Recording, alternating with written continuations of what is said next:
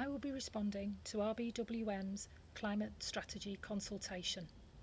One of my concerns is the time this is taking.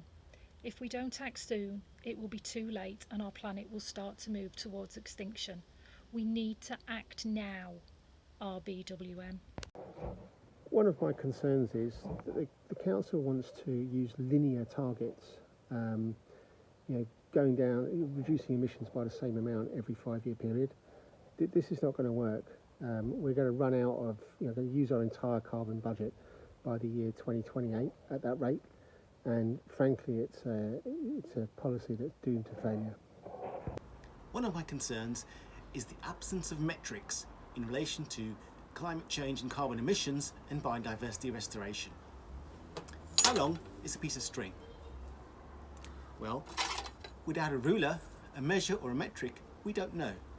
So we do not know without metrics whether the RBWM strategy and all its plans will ever reach its goals of net zero emissions and biodiversity restoration. One of the things that concerns me is I don't see much rigor in the strategy. To me, a project needs well-defined targets. You need to understand what your baseline is, where you are today, and you need to define who is going to take the actions to achieve the objectives and who's going to be accountable if those activities fail. And I'd like to see more of this rigor in their plans. There is a lot of guidance and best practice out there, and I encourage the borough to be bold and seek inspiration from other cities in setting ambitious targets to reduce demand and limit growth within our planetary boundaries, and also guide residents, visitors, investors, and businesses on how they can contribute into the circular transition. One of my concerns is to ensure the council doesn't forget about older and disabled people when designing transport initiatives. We all know that climate change is happening. Even the climate skeptics agree with that. They may not agree with what's causing it, so we need to prepare. Our bodies, our buildings, our roads, our rails, our transport, our networks, our hospitals, our schools are used to dealing with 30-degree heat. But now we have to learn to deal with 40 and 50-degree heat. We must change our roads, our surfaces, our hospitals, our buildings, our new developments so that people can survive and thrive in 40, 50-degree heat, in flooding, in extreme weather conditions, in tidal surges on coastlines. The RBWM Climate Strategy contains none of this. One of my concerns is to ensure the council hears from many different sections of the community. One of my concerns is to assist the council in thinking about how to help people with disabilities to reduce, reuse and recycle.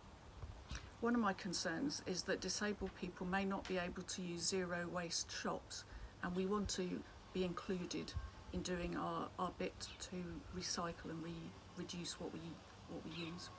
One of my concerns is the air pollution in the town centre.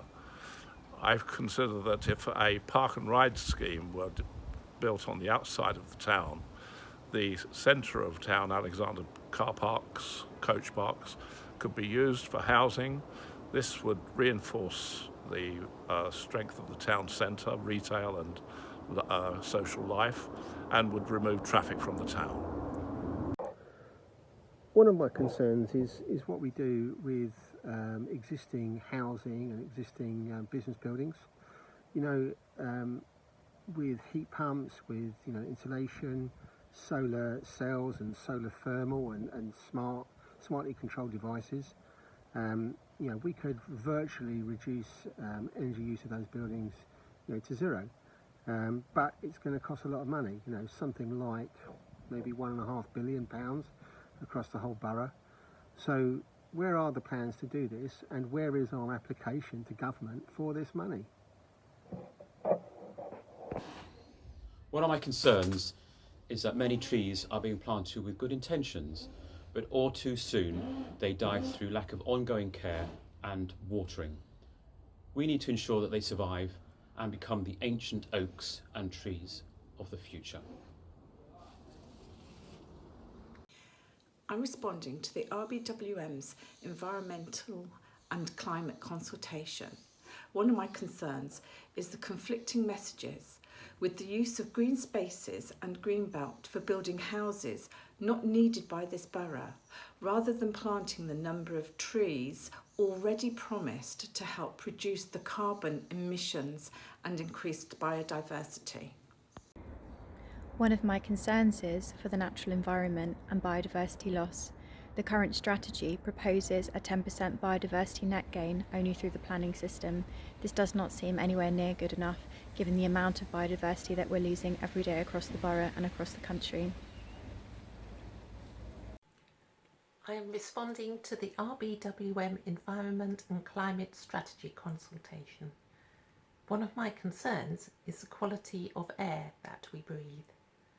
Did you know that Public Health England estimates that RBWM has 69 annual excess adult deaths arising from fine particulate matter, which comes from burning fossil fuels, from petrol and diesel used in vehicles. So the strategy must include monitoring the levels of particulate matter and actioning the results. One concern I have is our air pollution. We currently have 5 areas identified as particularly poor air quality.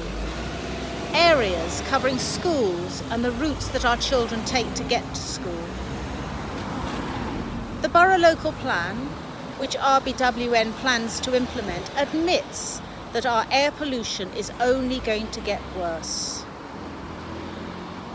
More and more research indicates the harm that poor air quality has on our health.